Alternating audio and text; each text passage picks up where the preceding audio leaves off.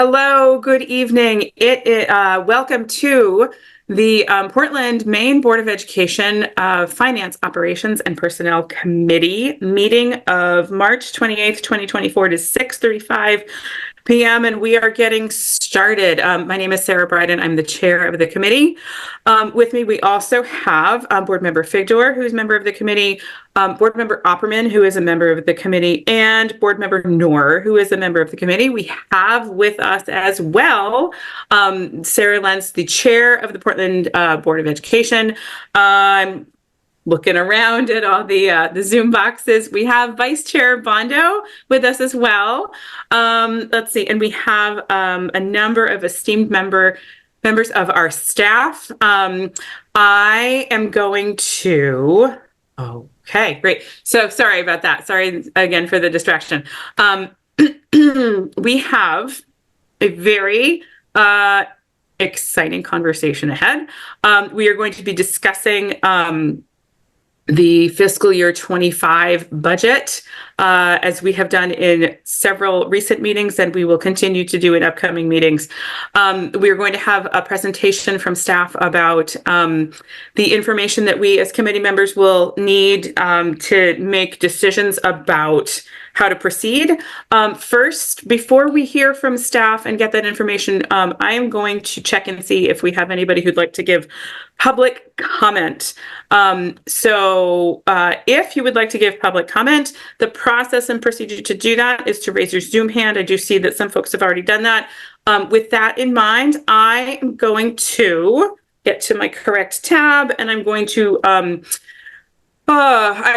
give some reminders about the process for public comment. So let's see. Public comment. Members of the public may speak on any subject directly related to the operations of the schools, except for personnel matters or complaints concerning specific employees or students, which shall be addressed through established policies and procedures. Comments are limited to a maximum of 3 minutes, 6 minutes if an individual is using an interpreter to make their comment. A speaker cannot relinquish a portion of their allotted time to another speaker. Committee members are not going to respond to comments, so it's a one-way street in terms of speaking. Speakers must refrain from engaging in disruptive conduct, including but not limited to vulgar and or obscene language, threatening others using words or by other actions, using pejorative or discriminatory language with reference to a person or a group on the basis of their religion, ethnicity, nationality, race, color, descent, gender, or other identity factor, making defamatory comments, exceeding the allotted time limits, talking over or interrupting others, offering repetitive comments, and offering comment on matters unrelated to the school district's programs, policies, or operations. So if there's public comment that's contrary to these rules, I will stop that. Again, as I mentioned, to give public comment, raise your hand in Zoom.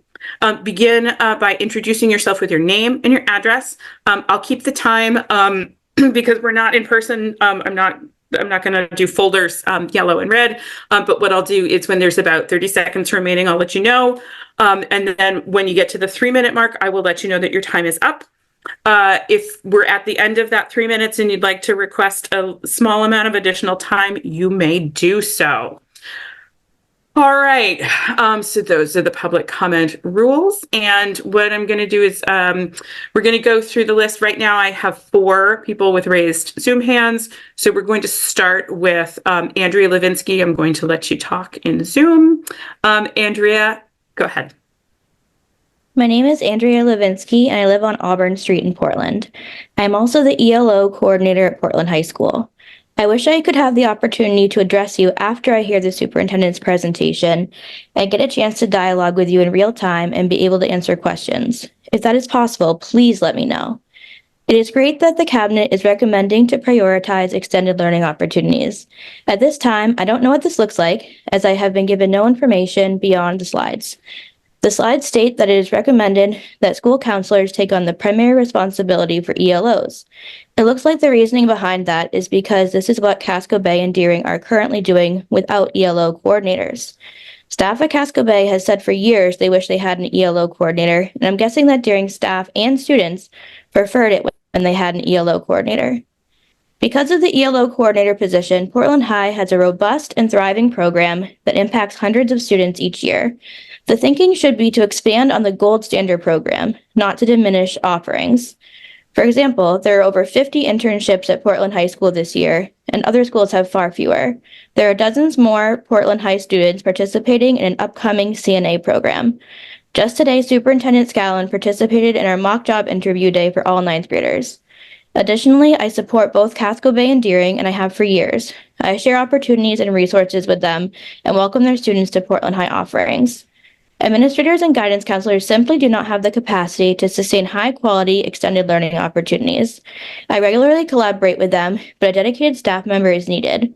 For example, a counselor will talk to a student and recommend they see me to talk about an internship. I take it from there, further working with the student and career development, and then forming community partnerships to tailor an internship to meet that student's specific needs. This is not an easy, simple, or quick process. I then support both the student and the internship supervisor throughout the whole internship, checking in with them regularly and teaching a monthly career seminar. Another example is how I create programming based on student interest. As I mentioned earlier, I'm spearheading a partnership between several community organizations to have a CNA class for high school students. And not only am I coordinating all the logistical pieces, but I'm also meeting with students, encouraging them to apply and helping them fill out any necessary paperwork. I will leave you with a quote from a 2021 graduate about her internship at the Portland Stage Costume Shop, which was made possible by the ELO position. During my internship, I helped sew costumes for professional theatrical productions. It solidified my love for theater and provided a glimpse into a professional creative environment. It was one of the best experiences of high school, and dare I say, my life. I hope you have the chance to listen to people in these roles and understand and learn from our lived experience. Thank you. Thank you, Andrea. All right, next we're going to go to Courtney Graphius. Go ahead, Courtney. Hi, thank you. Can you hear me okay? Yes, we can. Thank you. My name is Courtney Graphius, and I'm the district's technology integration coordinator, as well as an involved parent of an 8th grader and graduate of Portland High School, who is proud, and I'm proud of the mission of PPS incorporating equity at its center. I'm speaking today on behalf of Phil Dowdy, Director of IT, and myself. We are advocating for reinstating technology staffing to be put back into the budget to sustain critical operations for safety, as well as for teaching and learning. I acknowledge the challenging budgetary circumstances this year and seek to ensure that decision makers are well informed about their responsibilities associated with technology staffing positions. First, I will speak about the loss of 2 technicians on the IT team. Beyond technicians' day-to-day responsibilities, they ensure that essential communication systems, particularly phones, networked connectivity, and 911 emergency services are meticulously maintained and operational at all times. This crucial function guarantees that in any emergency, our schools remain safe and connected, a vital service that, though rarely spotlighted, is fundamental to the well-being of our students and staff.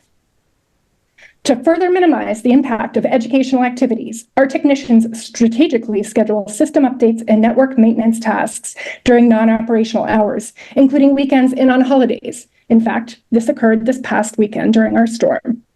This commitment to behind-the-scenes work ensures that our educational and administrative operations proceed without interruption, enhancing the overall learning experience while maintaining the integrity of our digital infrastructure. Secondly, my role, Technology Integration Coordinator, faces elimination along with the stipends for Building Tech Coordinators, otherwise known as BTCs. As the Technology Integration Coordinator, my primary focus is on providing access to district-approved tools and platforms while enhancing the digital literacy and computer science skills of both teachers and students in an increasingly technology-driven world. Notably, artificial intelligence, or AI, has become a significant aspect of this effort. My aim is to prioritize humanity while spearheading innovative technology use. Today, I wish to shed light on the operational aspects of my role, which involve ensuring that teachers and students have access to district-adopted digital tools and platforms, also known as software. You have about 30 seconds left. Thank you. These tools align with the instructional vision and comply with data privacy laws, which is an integral role of my work.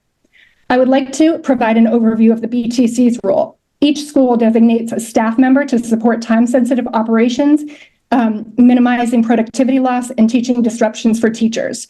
This support encompasses digital tools and platforms and hardwares like Google Classroom, Infinite Campus, Clever, Lexia, as well as hardware for projection and facilitation for lesson delivery.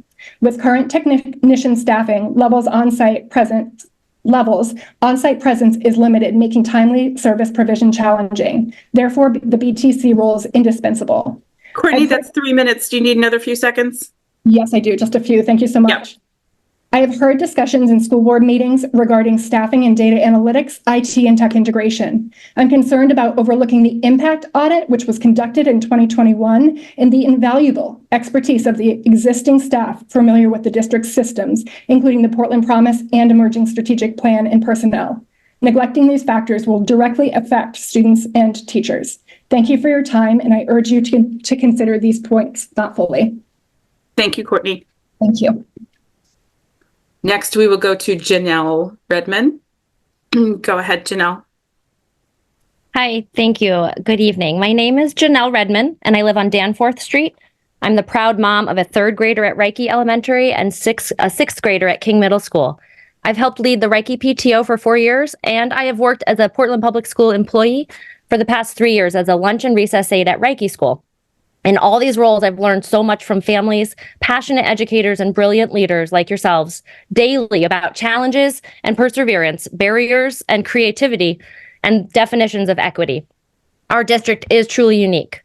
The connections I make every day at lunch and recess with 3rd graders this year at Reiki shape my belief that there's so much generosity, kindness, and curiosity in our world. Just today, I saw a child sitting alone in tears because they did not care for the lunch item that was served, and immediately several children ran over. The urgency of 3rd graders often make it difficult to walk. They ran over to be at the side of their classmate to find out what was wrong, and I watched them listen and start brainstorming how to help this friend. I'm constantly learning from the adults and the students at Reiki about the importance of listening and brainstorming as key steps in the process of solving problems. Thank you for listening and brainstorming on your current challenge of shaping this student-centered budget. I greatly appreciate your dedication to be sure our students receive an incredible education and our employees work for an incredible district. Reiki is one of the schools in the district labeled high needs. This is usually written in red in any open job description for the school, along with the district's other high need schools. The numbers at Reiki continue to astound me. Since September, over 90 students have enrolled and over 40 students have exited. Almost 20% of the current students are unhoused. Over 50% are multilingual learners, and half of that number, those students are learning English for the first time. Reiki has over 80 students receiving extra support to help close the gap through Tier 2 and 3 or targeted early interventions. And Reiki needs, at the very least, to maintain the staffing ratios they have now. All the schools need this. This might be the appropriate number of student-facing interventionists or ed techs or dedicated building subs at the elementary schools to ensure coverage is consistent and adequate. We know the staff is essential for the schools to have any chance of meeting their goals and creating safe and calm learning environments. Every day, administrators at the schools are charged with being creative, brainstorming, and rolling out temporary solutions for that day to make sure students are safe and ready to learn, and to make sure teachers have the minimum amount of support they need. I ask you, the school board, to continue to be creative and determine which solutions ensure this budget fully supports the students and staff when they start the school in the fall. Please don't discount any proposal for savings or rearranging programming or advocating for higher taxes or engaging at higher levels with local and state reps to ensure the high needs of our community can be met. Thank you for listening, and thank you for continuing to brainstorm. Thank you, Janelle. Next, we will go to Chloe. Go ahead, Chloe. Hi, can you hear me? Yes, we can. Great, thank you so much. Hi, my name is Chloe Fourier, and I am the art teacher at Longfellow Elementary School. My wife, Ayumi Fourier, and I live on Westbrook Street, and we currently have a pre-K student as well as hopefully 2 other future Portland Public School students. I was initially thrilled to see the priority given to providing all students access to 5 specials a week as an art teacher and as a family of artists. I saw this as supporting our equity and whole student goals, as well as acknowledging our position within Portland, a city built of a vibrant arts community. However, I became gravely concerned with the reality of achieving this when my colleagues and I drilled down into the numbers. What is presented is that the current specials teachers staff provide more specials to students with less time in our buildings and no increase in supply budget. On March 8th, I began to reach out to Dr. Scallon and Dr. Atkinson to get more clarity on the plan and a request for a commitment to maintain our current instructional time and transitional time, which is already so minimal. While I have had communication back and from them regularly, which is fantastic and so meaningful, I had not gotten direct answers until yesterday when Dr. Atkinson met with the elementary art and music teachers. We truly appreciated her taking this time. And at the same time, we were very concerned by both the answers received and the lack of clarity in the plan. We learned that the priority is to provide 5 planning periods a week and for teachers, and that this means students will likely not be receiving 5 different specials a week, but instead random grades in classrooms will receive extra art, music, or PE, as this is where the current staffing lies, and there is no current proposal of increasing staffing. It also seems that our instructional time and transitional time will be reduced to the extent that there is great concern within the team around teacher burnout and teacher retention. This plan does not feel like a commitment to the arts, and it will sacrifice the quality of our programs we currently offer to the Portland Public School elementary schools. Dr. Scallon presents the #1 priority in the budget for elementary schools as having all students receive 5 specials a week. And at this point, it feels really deeply misleading to me.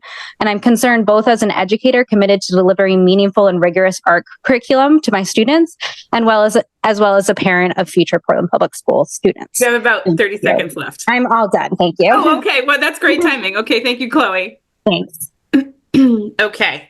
Next, we're going to go to Allison Smith. Go ahead, Allison.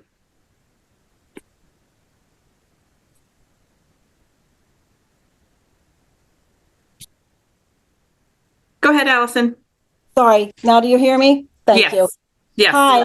My name's Allison Smith, and I actually live in Freeport, and I'm talking on behalf of Make It Happen. And I am a volunteer who works at Lyman Moore with the 6th graders, and I'm talking to you about the vitalness of this program for the non-native born students. And I'm going to talk about 3 reasons that I find it's really imperative that this program be maintained. And the first is that in my experience in volunteering, I've found that these students are able to come to this space and get their homework done, because often when they go home, there is not a space or the resources for them to get this work done. Whether it's a desk and a place to sit and a place to focus alone, to have the quiet time to get their work done. The other thing I'd like to say is that these students, being in larger classrooms and coming from diverse backgrounds, that this one-on-one time that the students, sometimes we're with 1 or 2 or 3 students, sometimes it's one-on-one, we're really able to hone in on what the needs are of that student academically, and spend an hour with them every week to really, get them up to speed to where they need to be academically.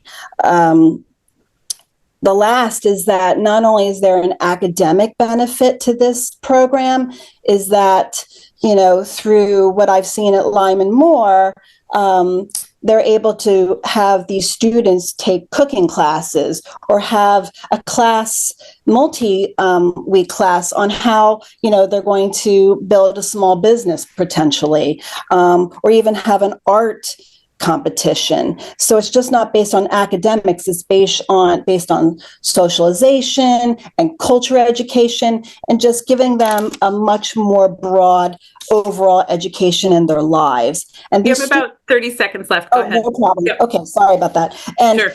So I'm asking that this program keep being instated, because it is just vital not only to their academic growth, but once they graduate from the Portland school system, that then they, whether they move on to secondary, higher ed, or whether they enter the workforce, this program is vital for them to find their footing in this Portland society.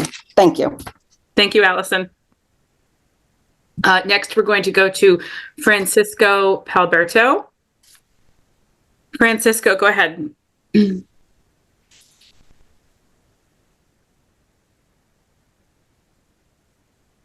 Oh, so sorry. This is actually Johanna Burden, school counselor at Portland High School and taxpayer from 26 May Street. Okay, go ahead. Yep, your name is just coming up on the screen, so but by all means. So sorry. No, that's okay. I have dialed in to just talk in support of the Portland High School ELO coordinator and sort of respond to slide 19 in Superintendent Scallon's presentation. I first want to say that the Portland High ELO position and Andrea Levinsky's work in it has been really, really important to our school and our students and our school community. And that though it is connecting students to extended learning opportunities is indeed a logical component of that work, I believe that my counselor colleagues at Casco and Deering High School, if they understood what Andrea Levinsky was making happen, would readily admit that they do not have the capacity to make it happen in that way. And so I just want to say, as one of the school counselors at Portland High School, I believe it is not realistic, given what counselors and admin are already doing, to think that we would replace and be able to cover the work that our Portland High ELO coordinator has done. And I wish it were so, but there simply isn't enough time in the day. And what Andrea has been offering to Portland High School in terms of the 50 plus internships, the all kinds of career programming, helping with swim lessons, helping students with job applications, helping them think more about careers. So much of what she is doing has been both a community builder and, in many cases, the most important experiences that students experience during during their time at Portland High School. And I do believe that the vast majority of what she does would be indeed lost. And I just want to make sure that the board and the city council understands that when you cut a position, you cut the work of that position if there's no increased capacity. And so again, I just want to say that Andrea Levinsky is an incredible staff member at Portland High School, an incredible resource, and we would love to keep her and love to have the board support to keep her and all the important work she's doing. Thank you. Thank you. Let's see, next we're going to go to Kirsten McWilliams. Go ahead, Kirsten. Can you hear me? Yes, we can. Hi, my name is Kirsten McWilliams, and I'm a 25-year veteran of the Portland Public Schools. I am a South Portland resident. I'm currently one of 2 teacher leaders at Portland High School, helping to lead a department of 10 ESOL teachers. And I'm here to speak on behalf of keeping the Portland High School ELO position intact. The ELO position is absolutely integral to the multilingual programming and to the multilingual students, probably, I would dare to say, more than any other population of student at Portland High School. I am a freshman team teacher, and I progress monitor all the freshman students in the gen ed. And I would say almost undoubtedly that they know Andrea Levinsky, the current ELO teacher, more than they know almost any other teacher at Portland High School by the time they're October, November, and starting their pathway at Portland High School. She comes into my classrooms often. She asks to come into my classrooms. I ask her to come into my classrooms. My students are emailing her endlessly. My students are making appointments with her endlessly, and they're seeking her support to find internships, jobs, trainings, programs, swim lessons, piano lessons, certifications. She offers them leadership positions. She offers them to attend conferences. And that's just in the school year, not to mention everything that she provides for our students during the summers, which I have to say Portland Public Schools is often not able to provide. They go to summer camps, they get summer jobs, they get summer internships, they join summer programs. I have a student who is in my room every day at the end of the day, and talks to me endlessly about his experience at cultivating communities and that it's one of the best things he's ever done. And he relishes in what they're going to do the next day. She emails me endlessly. I email her endlessly. She makes announcements and she offers more opportunities than probably any other teacher in the building. And I just want to add on to what Johanna Burden said, that the work that the ELO teacher does at Portland High School will not be replicated by school counselors or multilingual teachers. And with that, the multilingual programming will suffer. Kirsten, you have about 30 seconds left. Thank you. Finally, just want to note that the partnerships that Portland Public Schools has, and Portland High School in particular, will falter without a position in the building to support those partnerships. And then finally, it takes a village to teach our students. And if we truly believe in equity and project-based learning and hands-on learning, then the ELO position is absolutely vital to our students' success and pathways toward that success. Thank you. Thank you, Kirsten. Okay, that's the last of the hands that I'm seeing in Zoom, so I'm going to close public comment. And I want to express my gratitude to members of the community that have chosen to give public comment, and members of the community that are watching this meeting as well. Thank you for investing your time in this process. And so now I'm going to ask Dr. Scallon to present the information that we need to discuss today.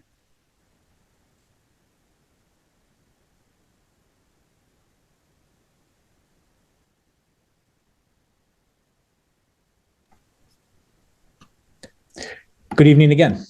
I feel like I just saw you on a different Zoom. And so going to do this again.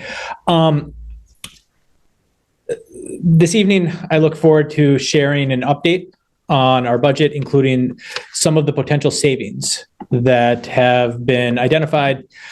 We're going to also answer some of the questions that you've asked about in terms of how we would adjust if a position was reduced from this year to next year, with talking about specific positions, and then talking about some potential adjustments and leaving open the rest of the time for the board.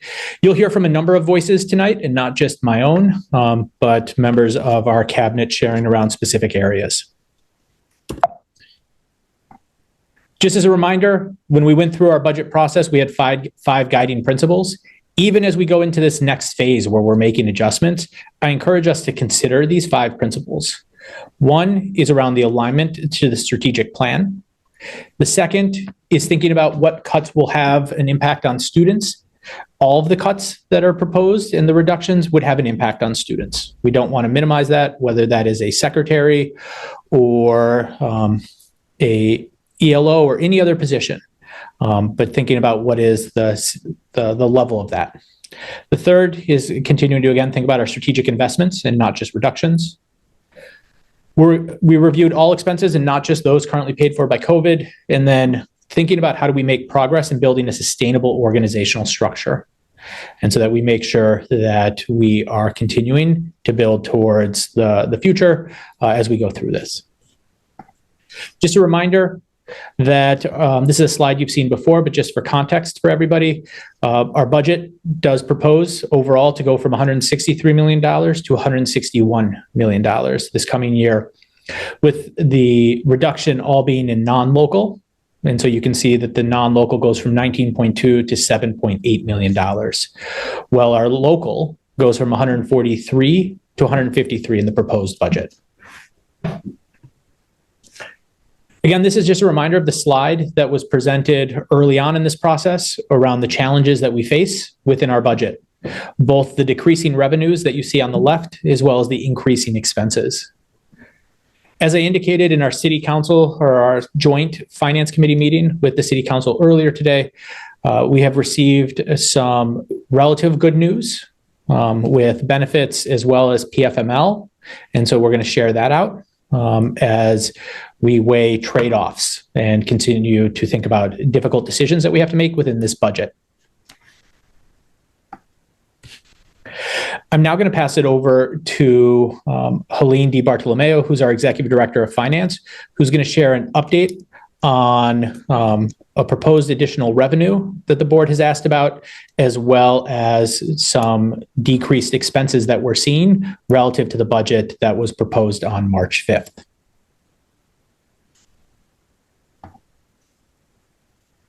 So, Helene, I'm going to pass it to you now. Okay, thank you, Ryan.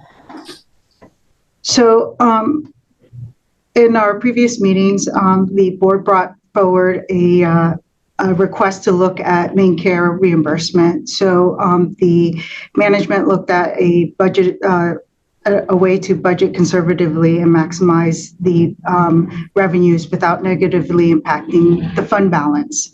So after reviewing what we have previously received in revenues and looking at what we can conservatively estimate what we feel what we can work with, as well as what the unknown is in regards to what the changes will be when it comes to reimbursement, we felt comfortable with moving forward with going ahead and budgeting an additional revenue of $300,000 for the first year of Maine Care, and then reviewing that on an annual basis as we go into year by year and determining what additional revenues we can continue increasing. The other item that came up, we just recently got some information on Tuesday from the MEA Benefit Trust. They met and they voted on their renewal rates for July 1st and rate increases. So part of that included looking at their benefits. So they made some changes that overall reduced their premiums by 2.5%, but they also took some of the savings from their previous years and also did some decreases that way. Overall, they have a consortium for the benefit trust that includes a lot of school districts, including ourselves.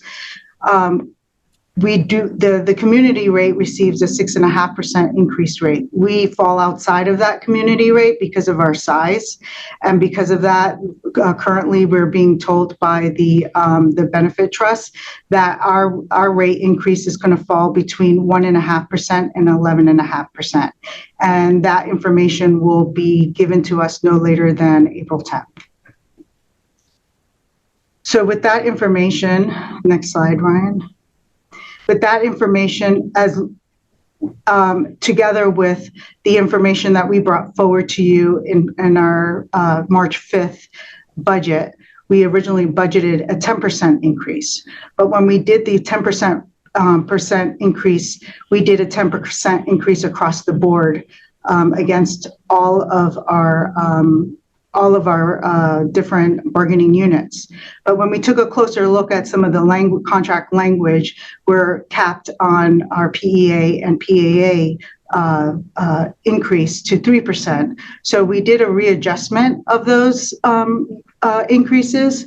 And so what we brought in front of you is, because the trust decided to give us a range, we also provided you an adjustment of the range between 2% and 10%, looking at what we brought before you, which was the actual 10% increase, and then bringing over a 5% and 2% just in case the increase is actually lower than the 10%. So what I'm showing you in front of you is the 10% increase would actually cost the district $1.8 million. A 5% increase on the insurance renewal would cost the district $1.5 million, and a 2% increase on the insurance will cost the district $1.1 million. So when we compare that to the actual budget that we budgeted, you'll see that down below, we budgeted for a 10% increase. We actually budgeted $21.7 million, but our actual costs, based on the change of the PEA and the PAA language that we adjusted to the budget, will actually see a savings of $559,000. But with that change also, if the renewal rate actually comes in at 5%, we'll actually see a $900,000 increase or savings to the budget. And if the increase in the renewal is only a 2% increase, we'll actually see a savings from the March 5th budget that we presented to you of $1.2 million.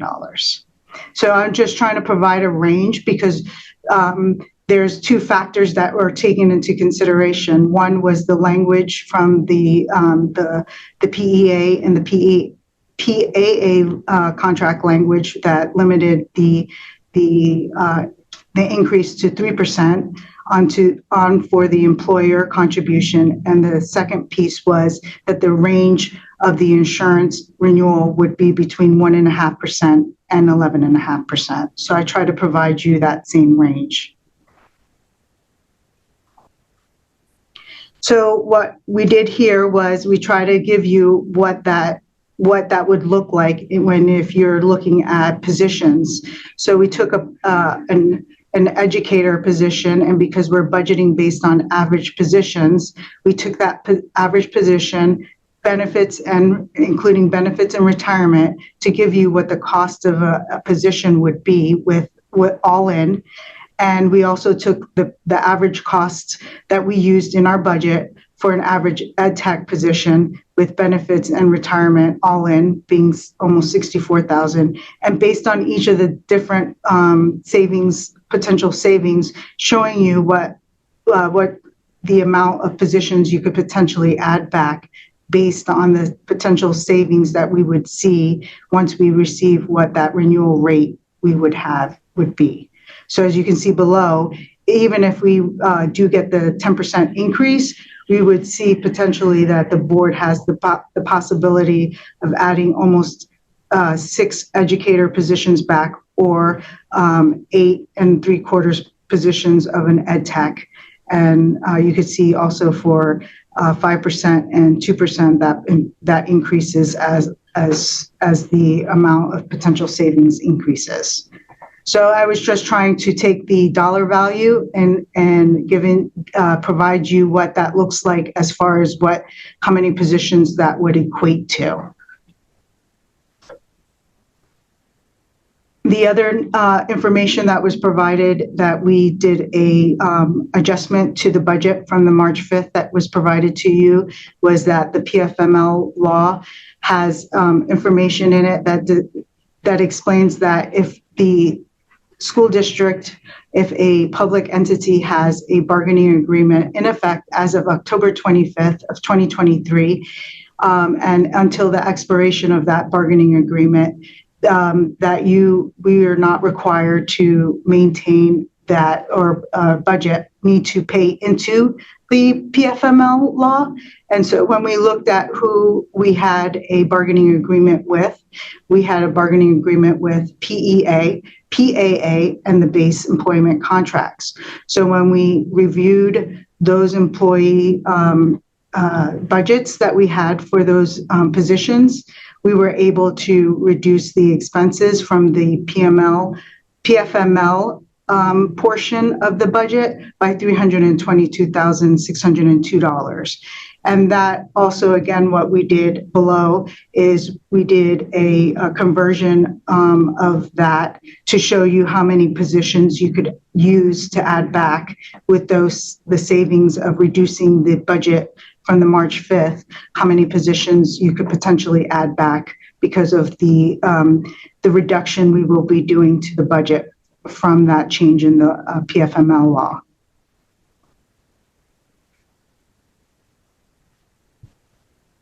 The last piece I wanted to bring forward to your attention, and it's in regards to the current fiscal year, not necessarily to the 2025 fiscal year, has to do with that we just recently received additional funding from the DOE just recently of $784,000. It's for our FY24 year for the ELL hardship. It's for our English language learners.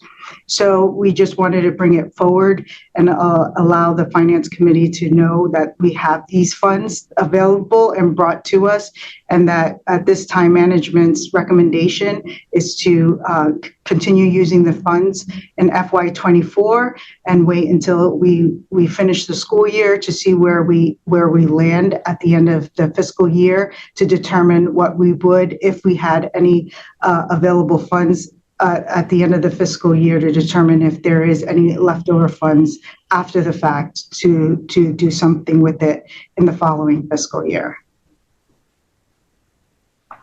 So just to recap on what we just went through, the potential decreases that we're looking at for the difference between the March 5th presentation of the budget that we provided versus what we want to bring forward at this time is a total of $1.1 million. That's adding back $300,000 towards Maine Care revenues for reimbursements. The adjustment for the 10% at this time, we would keep it at 10%, but the benefit savings is $559,000. And then the adjustment that we will do for the PFML law is $322,000. That brings us to almost the $1.2 million.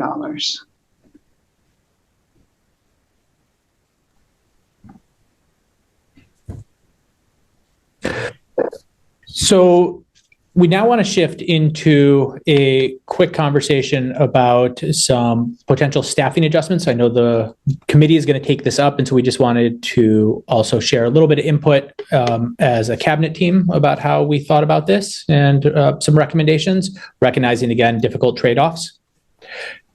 First, before doing that, there's been a question around this idea of title funds and whether or not they are being maintained in this effort. And there's a couple of things that go into this. And so what you see here on the slide is you see projected enrollment in actual. And for the most part, right, we're projecting enrollment based on, numbers in February. And so it's hard to rely on that as a perfect. The second set of two columns, you see FY25 general fund and FY24 general fund. And so we looked at overall what was the amount of general fund that was used. There's a caveat here, which is that there was a change in how we did our budget between 24 and 25 in terms of the use of actual versus average salaries. But one of the things we wanted to make sure of is that schools didn't see a decrease in their general fund.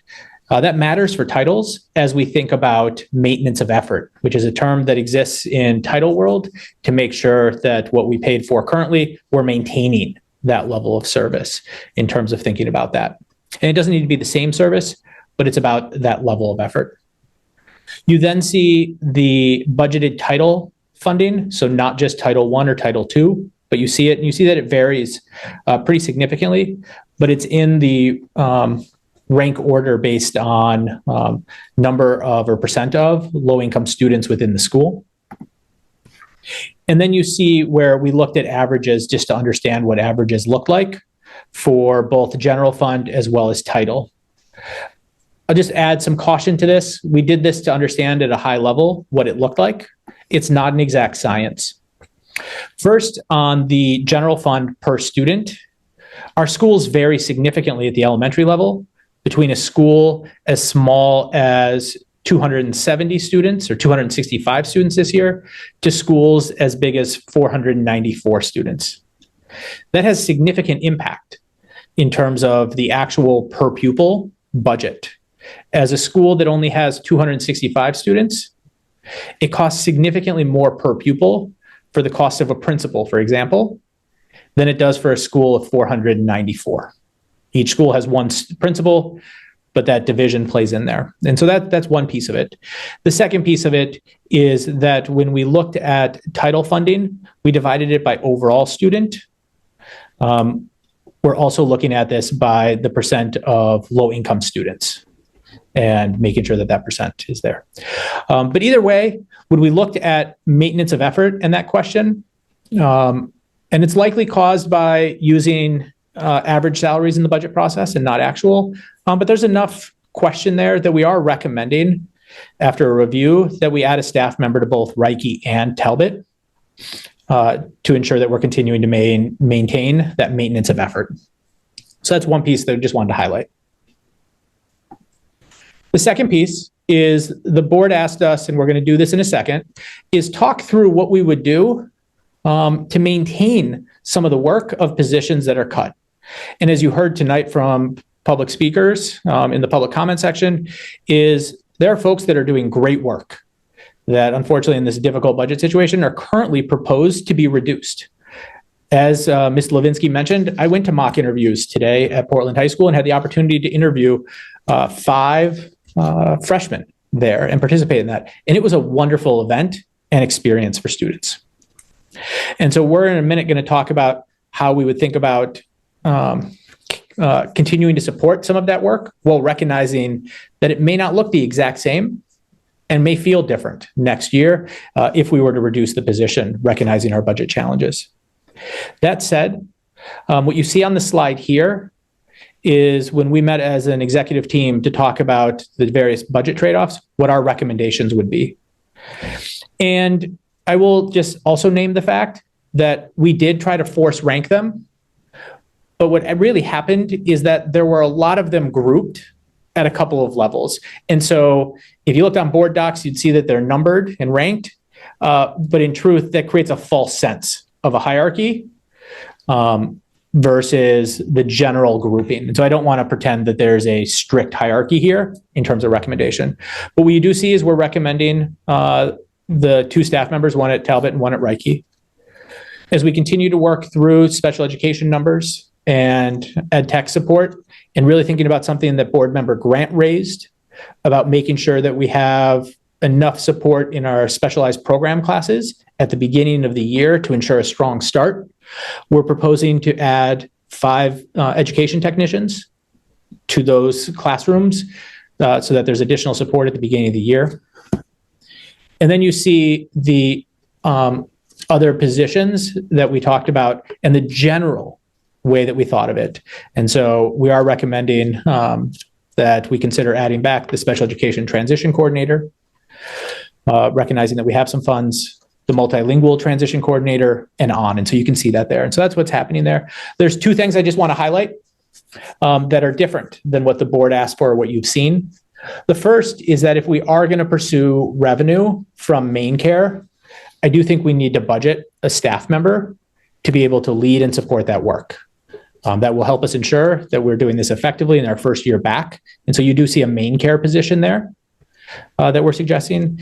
And then the second is in the last couple of weeks in budget conversations and with community members, there's been a question raised about thinking long-term about redistricting and orientation of middle schools.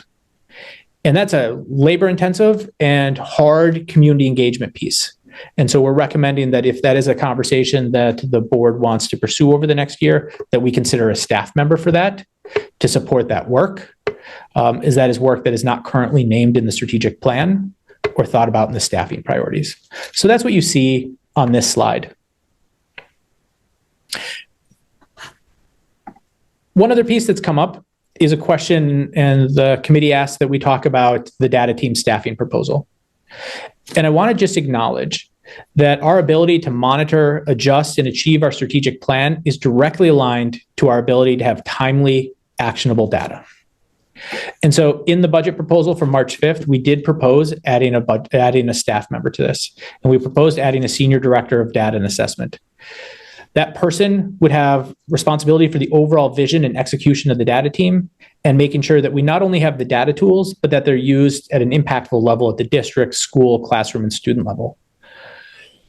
We'd be considering that position as somebody who knows both the data side of this work as well as the academic side, so that they can stand in that line between the hard data world and then how do you use it in a school. We'd continue to have the director of data who would ensure that we have those effective tools and that they're maintained and working. We'd have a data manager who ensures that there's consistent and accurate flow between our student information system and the data tools that we're using. And then we have a data specialist that really takes care of a lot of the reporting, as well as working with our schools to ensure that we have clean data in our students' information system. We think that if we have this staffing, we'll be able to make significant progress on our data side, which again is directly aligned to our ability to track, monitor, and improve student outcomes. And so we believe that we'd be able to do a public dashboard aligned to the mission metrics in the strategic plan. We'd be able to have quarterly updates on our strategic plan initiatives that are truly grounded in not just the actions, but the impact. We'd have data visualization tools that would provide actionable data to schools. And so this last board meeting, when we talked about our students who are struggling with attendance, we'd be able to have tools that are used at the school level that tell them exactly who those students are and where the most impactful interventions would be. We'd be able to continue to look at our interim academic measures in our data tools and not in a separate report. And then committing to something that's come up in some of the community meetings over the last couple of weeks is making sure that we have public sharing of our data. So not just the public dashboard, but sort of an annual report of where we at as a district in our work aligned to the strategic plan. So I wanted to briefly share that update with you. I'm now going to pass it over to members of, I guess the easiest way to describe it is Dr. Atkins-Adwina and Dr. Ahmed and Dr. Warren to talk through the other trade-offs that we're wrestled with. And I just, again, want to name, right, that we're not proposing to you tonight that is a perfect solution. In fact, we're still in the draft phase about really thinking about what this would look like. And in some cases, it will push us to think about not just trying to replicate what we currently do, but to think about it differently. And so with that, I will pass it over to Dr. Ahmed. Good evening. So talking about adjustment and trade-offs, if the extended learning opportunity is not in position, is not in the budget, the school counselors will take on the primary responsibility for sustaining extended learning opportunities. The guidance counselors do post-secondary planning with the students and families, and this will be a logical placement. The admin team will support part of the efforts to create external partnerships. And additionally, the director of secondary access and outcomes will support the work in the schools.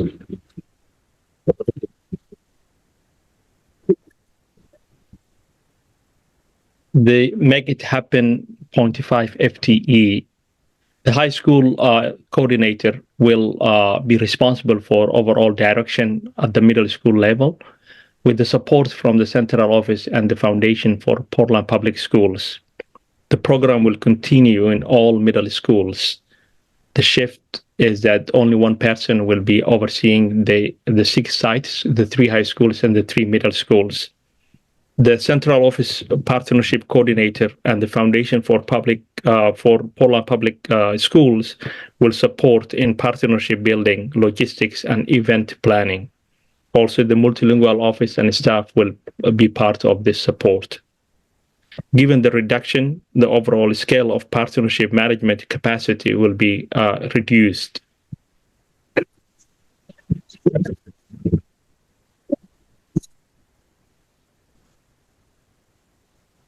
The multilingual transition coordinator position, if it's not in the budget, the support for students and the transition from the high school to Portland adult education will be provided by the school counselors and administrators in close collaboration with the director of high school access and outcomes.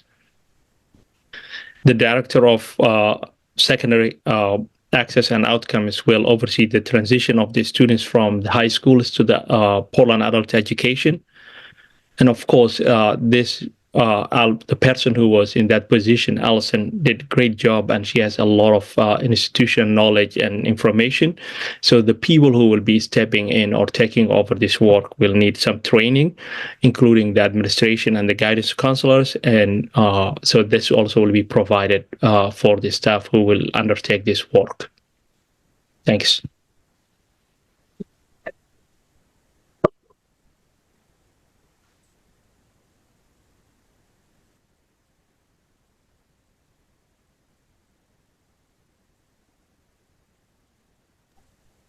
Dr. Ahmed, I think you have one more.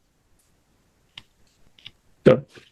Yes, special education transition coordinator, the school-based special education coordinator, the network director of special education, and the student's case manager will be supporting this transition.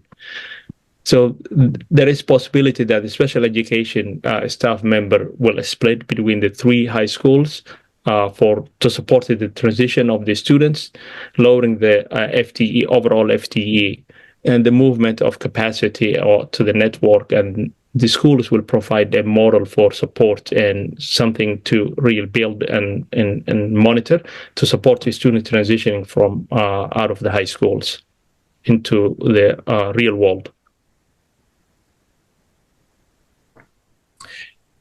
Thank you, Dr. Ahmed. Going to transition here to Dr. Atkinson-Duena. Good evening, everyone. Before I go into some of these potential adjustments, I'd just like to give a quick overview of the current status of the work of the tech integrator. You've heard some of this already, but I see the tech coordinator work in 4 buckets. One is the management of our software catalog that includes looking at it as making sure that it's in alignment with curriculum, that it's accessible to teachers and students, and that it, and ensuring the data privacy compliance needs of that software as we share data with third-party applications. The other piece is around training and use of that software, also providing support for our building technology coordinators where needed, and then also coordinating and support for modernizing our libraries, particularly at the elementary level, where if you think of librarian as responsible for literacy, for inquiry and research skills. And then if you think of a more modern library, we really do need our libraries to become hubs for technology integration, thinking of their role in teaching digital citizenship and literacy. I also would just want to give a little plug. We learned today that Courtney Graffius, who serves in this role, was awarded the Maine Association of Libraries Administrator of the Year, which is a real great honor that I think that we should celebrate. But we, were asked to consider what we would do if we were without this position. So these are some ideas that that were discussed at our cabinet level. I think it really needs a more cohesive plan. And so starting with that, we would have our incoming IT director who would oversee the development of a comprehensive technology plan, including a vision for integrating technology into educational practices. We would also look to the IT team to taking on some of the technical support for device management, online security, and successful administration for our instructional technology for that software catalog that we have. So our IT team would be asked to take on that. And then the elementary and secondary network teams would be able to support around the planning for the kind of curriculum related pieces for integrating technology and the professional development around integrating technology. We would also ask our schools and our teachers and our library media specialists to do that in their own settings and to work on that as well. I do want to just emphasize, I know at the elementary and secondary level, we do have a number of named priorities in our strategic plan, and there's nothing really specific around technology integration. And so we would have to look at that in line with the other priorities that we already have on our plates.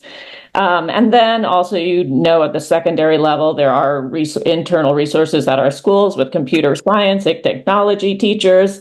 If you've ever met Jeff Borland, he's created many useful technology applications for our district. And so we do have those resources to rely on. And also we have our ed tech. We could start something like a professional learning community to help some of this work.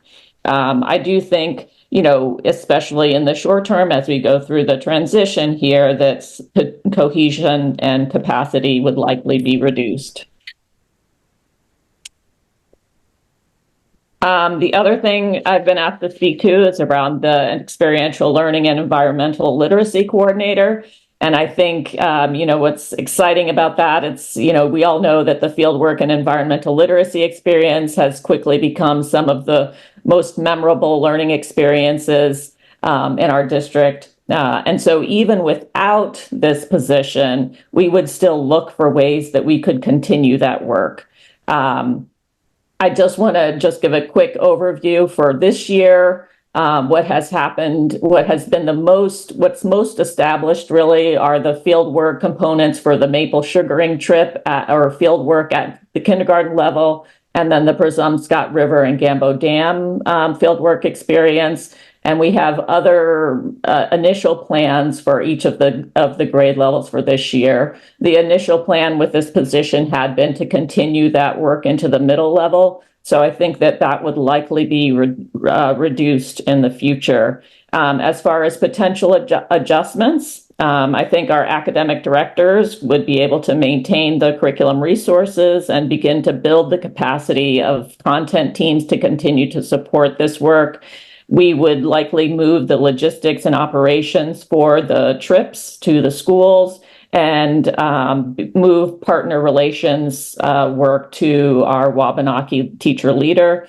And then we would also seek grant funding to see how we could help to support to maintain these. I'm a little bit cautious about overpromising what we could do. I just want to be honest. There's been an incredible amount of work that's been put into this. But I also want to express how much we would work to keep it going because it is so important to us. Even so, given that, I think it's important to note that it's likely that the scope, cohesion, and capacity for some of this work would likely be reduced. But I don't think we want to lose it, and so that is something that we would really strive to hold on to. Not in terms of the position, but the work. As far as the position, I think these decisions really are up to you about how we, what you believe is needed for support in our district. Thank you, Dr. Atkinson-Twina. Going to go to Dr. Warren. Good evening, everyone. So I'm just going to speak briefly to the central office restructuring and some of the impact that we foresee with that. The restructuring actually does a number of different things at the same time. So it's a little bit difficult in some ways to pull apart all those strands. But one of the key things is that it would involve reallocation of some resources to schools. And that's part of the goal, is to move as much of the support as we can into the schools. There's also an element of this that's about realigning the way that we support schools. So our proposed network structure. And then there's just a response to the budget reality. There are real cuts here, and we want to be open about that. So when we think about the reallocation of resources from central office to schools, in some cases that is freeing up funding to be able to do more things at the school level.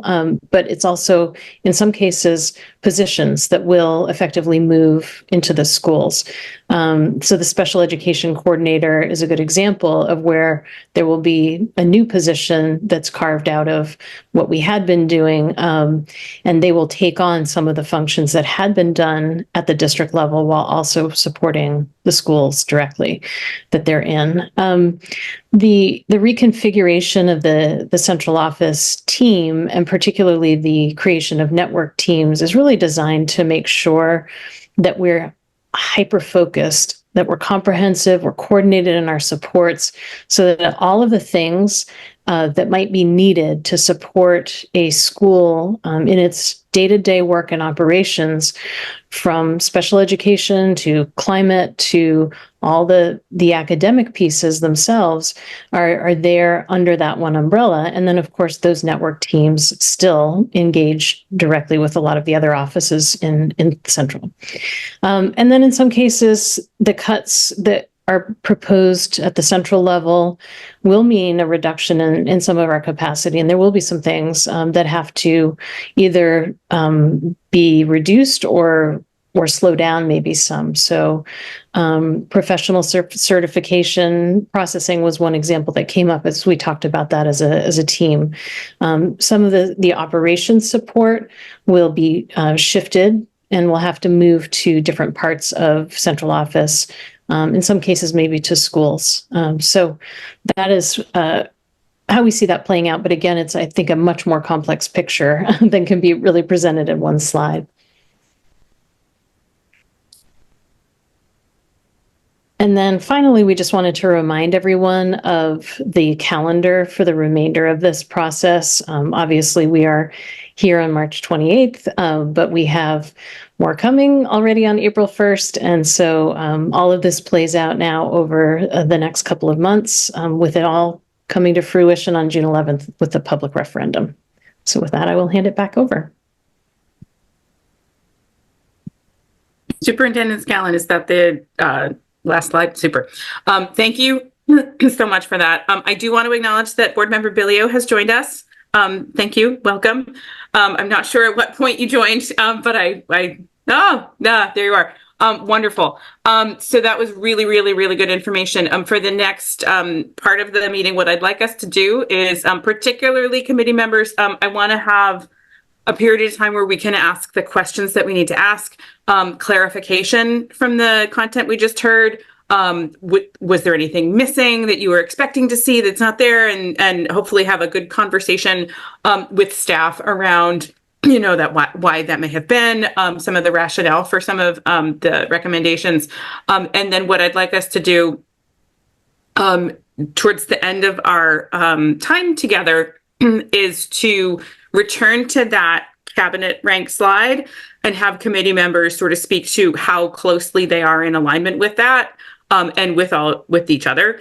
Is there anything that's not on that ranked list that you would like to see? Would you reorder it? That sort of thing, so that we sort of have a sense of where we're all, coalescing and not coalescing. With that, Board Member Figdor, go ahead. Thank you so much, Chair. I first had a process question, which is I was also, first, thank you for the presentation. Very excited about the good news.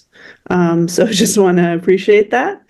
I had a couple initial process question, which is I was also expecting information on a few issues that weren't presented tonight. So I wanted to understand when we will get that information. One is on moving middle school to Metro and getting deeper into that analysis, as we discussed at our last meeting or at the full board meeting, I guess last week. And also on the middle school model and just outlining that conversation about kind of the scale of potential savings. Those two conversations are, the moving middle school to Metro, I think, is relevant for this year. The possible changes to the middle school model, specifically with maybe going from 6 teams per grade to 5 teams per grade, really holds a lot of potential to reduce the cost of education in Portland, and it will be important in our consideration of our fund balance, or our use of our reserves. So just wanted to see what the expectation should be for when we have more information on those issues. And then I have a whole host of questions, but maybe I'll start there. Superintendent Scallon, do you, are either of those quick hit questions that you feel you can address in 30 seconds? The middle school model, no. I don't have like a quick hit on that. I walked away from the conversation last Tuesday, I think was the board meeting, 2 Tuesdays ago, thinking that the Metro was a longer conversation and not an immediate for this year. And so I apologize if board members were expecting that update. I didn't anticipate that. I thought that the conversation at the last board meeting was that was something that was a potential to explore for future. I just have a super quick follow-up question on the middle school model part of Board Member Figdor's question. would that be part of, on the rank slide, the redistricting $100,000 role? Is that part of what that person could potentially look at for us? I think that's part of it. I think it's Okay. beyond that in some ways, because I think it also has to do with what's the middle school model. Right. Okay. And not just the redistricting. But I think Board Member Figdor, what she's talked about in the past, is thinking about whether there's some logic to go into a school that has one team at each grade and others that have more or that are balanced out. No, I wasn't sure how much those would overlay and be part of a sort of synergistic conversation. Board Member Figdor, did you say you have more questions as well to get on the table? Yes, I do. I'm not going to go through all of them because I have a bunch, but maybe I can just get started and then give the floor to other members. Sounds good. I would love to look at the slide with slide number 16 with the title funding. My initial question, and I understood in terms of just helping to understand the large discrepancies in general fund per student resources at our elementary schools. I understood the comment about administrators, divvying up administrators across the small elementary schools versus the larger ones. But I'm still that factor alone does not explain these big discrepancies. So I would love to further delve into these. I'm very concerned that we're providing the least funding to 3 of our highest poverty schools. And so these numbers, while I appreciate seeing them, they are alarming to me, just in terms of the discrepancies between the schools. And then based on my calculation, if what we're needing to do for the Title I schools, in order to continue to show our maintenance of effort to the title program, and certainly we want our schools to have the resources they need, but in order at Reiki to not decrease funding, general fund funding this year compared to last year, or I should say next year compared to this year, excuse me, we would actually have to add not 1 additional position at Reiki, but we'd have to add 3 positions at Reiki. And that's just a simple calculation that I did. So I would love to better understand the thinking here. First on the discrepancies between the schools, and also understanding that we run dedicated programs, specialized programs at some of these schools, but it still doesn't help make sense of the numbers. So we'd love to better understand the numbers, and then just delving more into why 1 additional staff, when in order to actually do what we're saying we're trying to do, it would take at Reiki 3 additional staff. And I'm going to start with that as my initial question. And I do think the superintendent and other staff can answer questions as we go. Otherwise, it's going to be hard to have the information to move this conversation forward, I think. Yeah, I think it'd be great to do a first pass among committee members to get the questions on the table, so that if people have related questions, if there's any grouping that can happen, but then sort of moving into a more conversational, iterative approach. I'm sorry, Chair. I didn't understand that. I'm happy to go through my other questions as well. Sure. Yeah, go for it. Yep. Okay. So just on this, in the same vein, I'm wondering at Reiki and Talbot, the 1 additional title staff person, I wanted to know what role that person we're wanting that person to assume. I am wondering about the impact of Motel 6 closing on Row, and how that is affecting our budgeting for Row next year. I wanted to know if the enrollment projections include changes in housing infrastructure, which I know we have done in the past. But just, as a concrete example, there are massive new developments going up right now, 1 block from Reiki.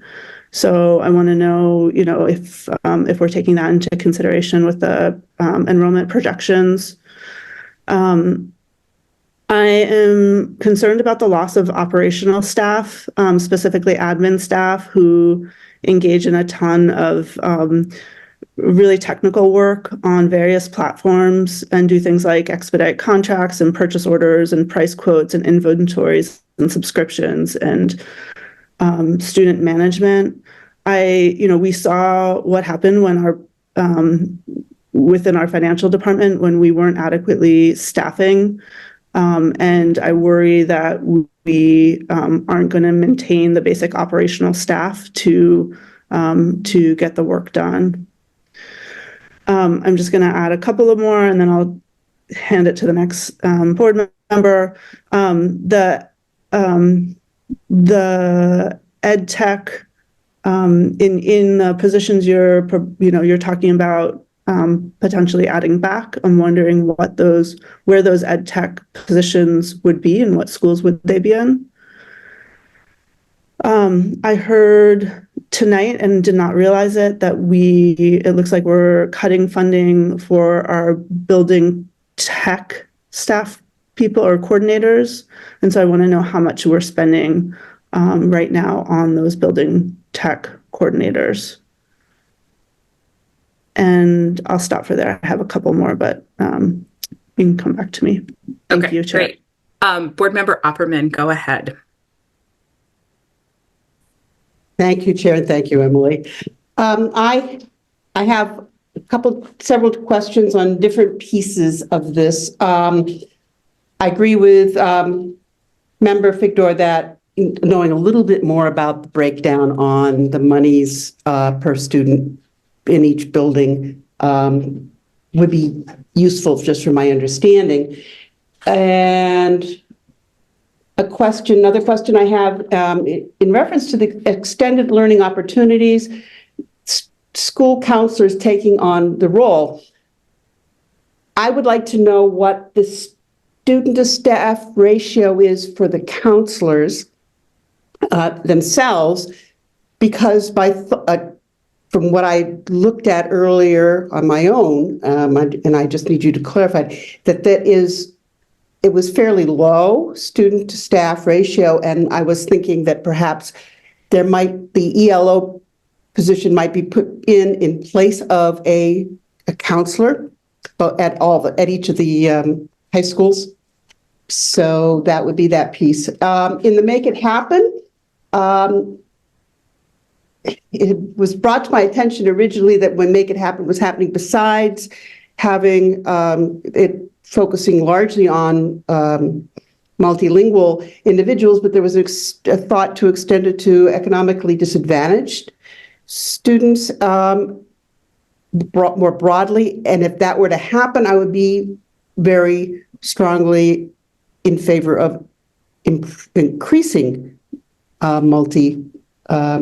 Make It Happen funding on that. In the transition for the special ed, that's really important, having known people doing that transition. I wondered how many students in the district make that transition each year, because would one person be able to manage that, or would it be two people? So that's that piece. And in the multilingual transition coordinator, what would be the role of the adult ed in this, since that seems to be particularly headed into the adult ed population? And understanding just a comment on central office restructuring. I think if we're maintaining the program, the bones of making the system work, which is the operations, the finance, the personnel piece, but I'm very happy to be moving the policy and implementation pieces closer to the classroom, because it is well known that a policy is misinterpreted at every level of the way it comes down to the classroom. And so this is critically, I think, important to know that, the person who is making and clarifying the policy is in much better contact with the individual who has to actually implement that policy. And I think that's it for right now. Thank you. Thank you, Board Member Opperman. Board Member Noor, I am curious whether there's anything that you would like to get clarification on, have a question about from the presentation to date. As we go through all of our committee members, I want to make sure that if you have any questions, you have an opportunity to raise them. Thank you so much. I did have a question about the Title I staff at Tabet and Reiki. I know before that was coming from Title I funding. Am I under the correct understanding that we no longer have that funding and we're looking to fund it from other revenues? No? So you can absolutely, Board Member Noor, please do tell me if this doesn't meet the need that you have. Board Member Figdor did ask a list of questions about that slide. So my hope would be that when staff addresses those questions, they can also allude to what you just asked about. Would that, Board Member Noor, does that sound like a good plan for later on in this meeting? Yes, that sounds great. Thank you. Super, great. Okay, so I have a handful of questions, and then what I'm going to do is I'm going to open it up to non-committee members just to see if there's any, if there are any board members that had any clarification points for staff in terms of the information that's been presented. And then, as I said, I'd like to have us go through committee members and talk about whether and to what extent we are aligned with the cabinet ranking slide. So my questions to continue to gather questions that can then be addressed by staff, hopefully thematically and grouped. So let's see. So the first one that I had was whether there had been an opportunity to look at the crossing guard contract services spend, and I see a note of recognition there. So just to the extent to which that has been able to be researched and what the outcome of that research might be. I'm curious about the ELL hardship slide, and I would like to have a high level but better understanding of whether there's $700,000 in need for the remainder of fiscal year 24. Essentially, like, what would be left over? Are there effective and useful and meaningful ways that we can spend that money in this year, and just get a better sense of that? On the when staff is addressing the questions on the title slide, I would appreciate a little bit of context around it. So I feel like the really, really granular information is super helpful. I really appreciate it. And also, I want to be mindful of the fact that we're talking about a high level budget.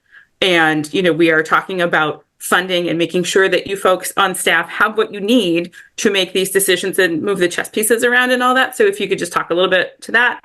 And then lastly, I'm curious about for the ranked, the cabinet ranked slide, in terms of potentially adding back positions, I would be curious to hear which, if any, could meaningfully be added as a 0.5, because I think in some areas, a 0.5 might as well not do it, right? But some of them might potentially be able to be half positions. I'm thinking of, for example, the redistricting line item, the experiential learning line item, and I would be interested in hearing opinions on that. So super quickly, are there any board members who are in attendance who are not on the committee who have quick clarification questions as well? Vice Chair Bondo, go ahead. Thank you, Chair, for the opportunity, because I was asking about us. So we just thinking about having, thank you. Some of the question I already heard Member Victor just asking for, and Member Juliana Opperman. So I just have a little emphasizing on the position then the superintendent has proposed as recommended on the 5 EdTech those allocation, where they're going to go, which school are we going to have those 5A tech, and the summer, yeah, on the ELO coordinator opportunity here. I'm kind of a little wonder when Dr. Ahmed just made that presentation about some of those work can be done by administrators. So I just wonder which administrator are we talking about? Principals of each building, they're going to do those kind of, counseling and open up opportunity for students. So that's kind of little clarification I want to see, because I feel like, it's like overwhelming on the position. And I don't feel like, as a parent who went through to that same area, is really possible for them to be focused on those areas. So that's exactly what I was proposing. Then we can save that position, but adding on the director of outcomes, but adding a 0.5 FTEs, so we can open up opportunity and keep those opportunities on the team network, so we can oversee all the schools. Now I know then Casco Bay and Deering, they just don't have it. But the thing is, under the supervision, the director outcomes, and having a 0.5 FDs to coordinate some of those aspects of a partnership and reaching out some of the internship where they are, I think can be something that we can take into consideration. So that was one of my comments. And also the multilingual transition coordinator. I'm just wonder about the process, why we have that position. If that position is being held by the multilingual office, when a student just arrived over 18, 21 years old, those are the direction we have to send it, and everything or that process is happening in the building level, where we know then that student doesn't have the age to graduate, so you need to have some continuation to the adult education. I just want to understand the process, and how many students are we talking about here, roughly? Just to have that percentage on how many students are we talking here, so we know exactly the value of that. And when I heard about the learning environment, everything, and I look at I see that it's so heavy to one person in the network team under the director of curriculum to oversees everything. So I feel like we are removing a lot of hands-on in our students, because it's going to be too much for one person to do it. So I was thinking that instead of what we have recommended, I was hoping to see some of those saving, to have some people to be able to oversee some of the STEM and some of different languages on the director of curriculum, so we don't have to overwhelm people on those kind of positions. So far, those are the questions, and most of them our colleagues already asked, so I'm waiting to get some clarification. Thank you. Thank you, Vice Chair Bondo. Superintendent Scallon, I will turn it over to you to continue the conversation in terms of addressing the questions that have been put. Oh, I apologize. Board Member Figdor, I just saw your hand. Go ahead. Chair, I'm sorry. I just had 2 additional questions. Sure. I just don't want to take too much of the floor. Yeah. So if I can just get through those 2. Of course. My understanding from the superintendent is that his proposed budget now includes 1 full-time math lead doing intervention and coaching at every elementary school. So I want to confirm if that is the case. And then the walkthrough data, and I wanted to correct myself that Malia Nally did not send me that data. The walkthrough data showed a huge drop-off in implementation of the math curriculum after losing our math lead at the middle schools a couple of years ago, and or a year and a half ago, maybe it was 2.5 years ago. In any case, and the data also show how the elementary schools are far ahead of the middle schools in implementing the math curriculum, given their coaching and intervention staff. So my question is, why do we no longer have a math lead at the middle schools supporting both students and teachers in implementing the math curriculum and learning the math curriculum? And that's all. Thank you, Board Member Figdor. Super quick note, my understanding is that the budget proposal, it remains as it was on March 5th. Is that correct? That any changes would have to be made through this committee amendment process as we go. Is that correct? I mean, I'll take that question as posed to me. Yeah. Sorry, I should have been more clear about that. Yeah. And so, I mean, I think that's truthfully a question to the board. We've continued to engage school leaders in a way to think about where we may need to make some small adjustments, but keeping the overall bottom line the same. In the same way that we would do throughout the year, right? Where board policy speaks to the fact that there's discretion within the superintendent to make adjustments, and where we would do staffing, and where we have typically not gone in front of the board to make an adjustment where we've needed to add a staff member at a school because enrollment is higher, right? We did that this year, where we had classrooms that were past our guideline in terms of cap, and we added teachers. And that has not been a piece that's typically gone in front of the board. And so I don't think, I mean, we're happy to share in a very transparent way. We're not trying to hide anything, exactly what changes have happened as we've continued to engage. They're not significant in nature, but they are the movement of an ed tech from one building to another based on that.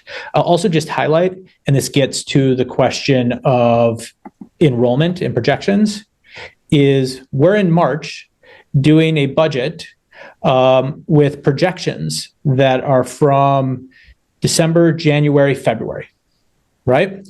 And so we're looking at what is our current enrollment and what do we anticipate it looking like next year.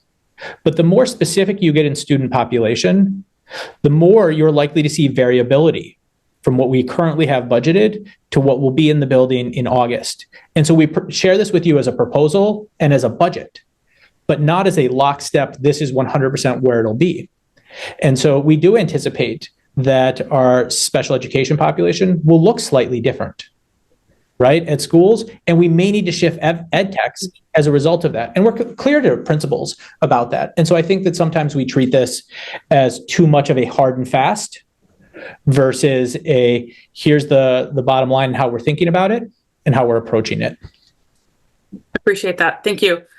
So now I will get out of your way so that you can address the myriad questions that the committee members have, so that, again, so that we can understand at a level that's appropriate for us to be able to make decisions about potential amendments on Monday during our upcoming meeting. I really appreciate this interactive conversation. I also want to acknowledge that the list of questions may have been a little overwhelming, but I trust that you'll be able to start providing some of those answers so that we can continue the conversation right now. Does that work? Yeah, completely. And just for ease and consistency and recognizing time and trying to make sure the information is as concise as possible, and gosh knows I'm not the most concise person, I'll do a quick run through of answers. Perfect. And then expect that there may be some follow-up. I do want to start with the last question that Board Member Figdor asked, just because it's top of mind, is around the question of coach and interventionist, right? And so the budget does not actually maintain a math lead at all schools, in the same way that not all schools currently have both a full-time English coach and a full-time math coach. And so we use that same ratio and adjusted. And so for our smaller schools, we have had conversations with them about how they would think about doing this. But I don't want to deceive and have it be implied that, like, Longfellow, for example, has a fully released math intervention as well as a fully released English intervention. That said, we did meet with the math coaches. I did meet with the math coaches earlier this week to talk about it. And we did talk about this idea about how you can have fluidity in the position based on what's the priority in the strategic plan and what the need of the school is. And so we do still have in our budget an instructional coach.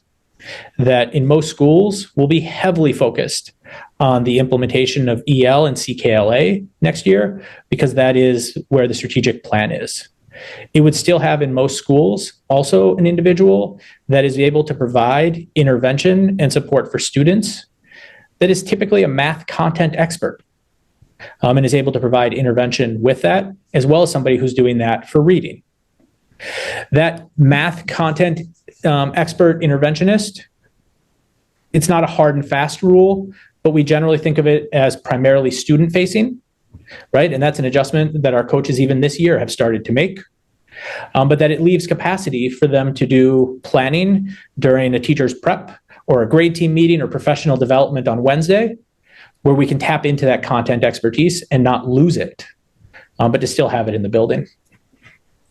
One thing that I think is in this strategic plan and is part of the theory of this budget is that there's two things that go hand in hand around increasing outcomes for students. We need to increase support, and we need to have this idea of mutual accountability, right? This idea of like, how do we make sure that we're also accountable as a collective for implementing the curriculum that we say we're going to implement?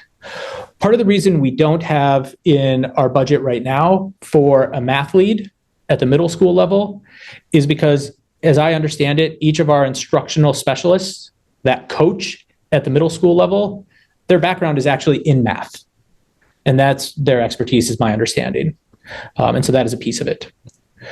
In terms of the walkthrough data, I think this highlights both something that we're trying to preserve with this idea of the content specialist, and recognizing that we don't want to have the exact same issue happen with our current work around EL and CKLA. And so we want to make sure that we're maintaining that as a focus and supporting our teachers in implementing that at a high level. And so we want to avoid that sort of loss of capacity and then having it step back. Also just want to recognize that our scale as a district at 6,700 students may not make it possible for us to afford things that we'd love to have.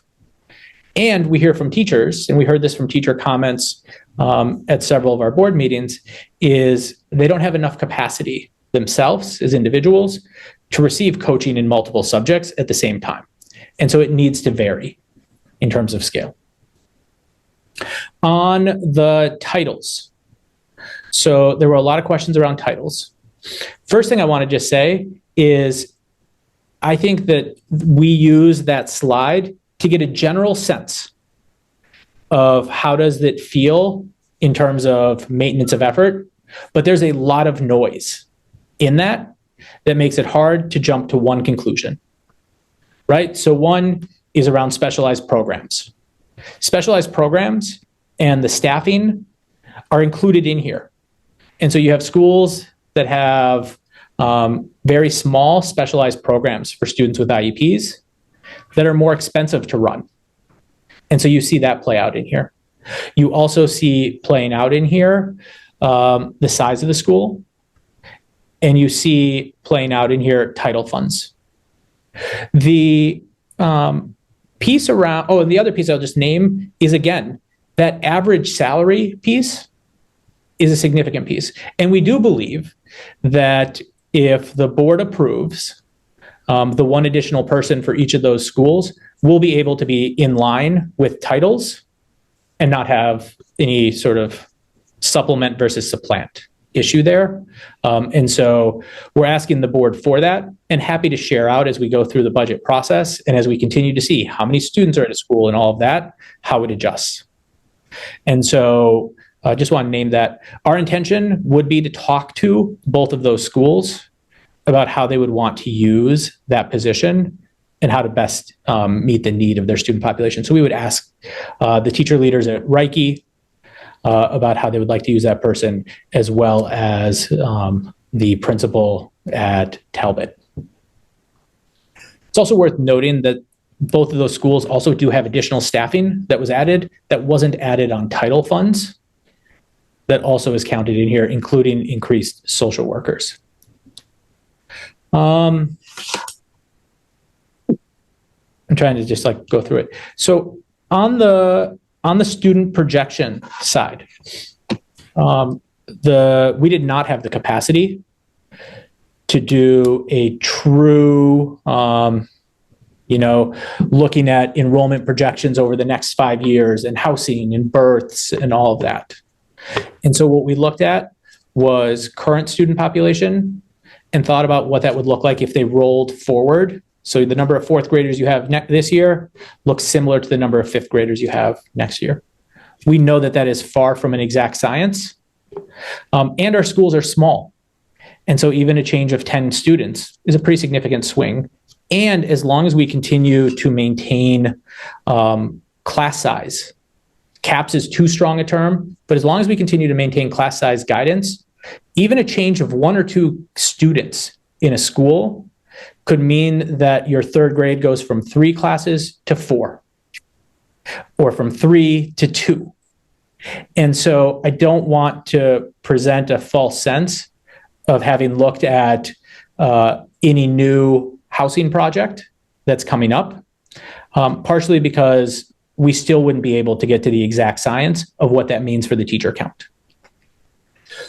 You do look, and if you look overall, you see that just doing the back of the napkin roll forward, our FY24 actual student population to FY25 in almost all schools is an increase. And there's a slight increase in the overall student population. And so even within that, we are asking for a slight number of additional classroom teachers. And so again, do we think that that's going to be the exact number? No. But do we think that there's enough cushion there to be able to adjust? Yes. And I just think that we have to be careful of the sort of like false sense of like exactness on this. The loss of admin staff, it is true. We have great individuals that are working in support positions right now. We have talked about how some of that role or those roles will need to adjust. Those changes are primarily in 3 areas. So one is we do have a loss at our front desk. We have somebody right now that serves as an admin support for HR and the front desk. I would say that 95% of their job is the front desk. The budget that we've proposed and the staffing has our multilingual team shifting over and providing that support at the front desk level. And so we lose a little bit in terms of capacity for supporting HR, but we believe that it actually makes a lot of sense to have our multilingual team support at the front desk, as most individuals who visit the central office are coming to engage with that team and generally have language support needs that go along with their requests.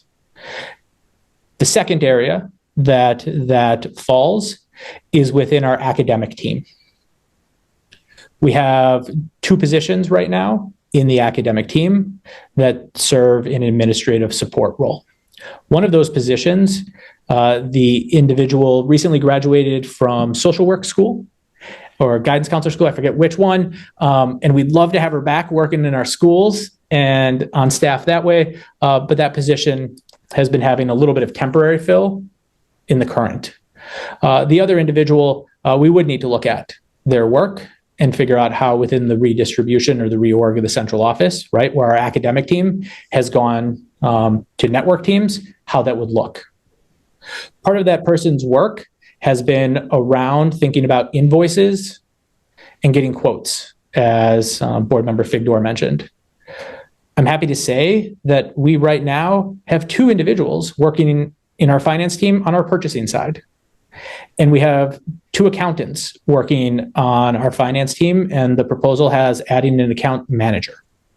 And so we do have capacity in that side that hasn't been there in the past. Part of that individual's work is also around scheduling meetings, travel, all of those pieces. And so that will fall on the other individuals, right, to do for themselves in this work, which I think is reasonable. Will it add a little bit of burden? Yes.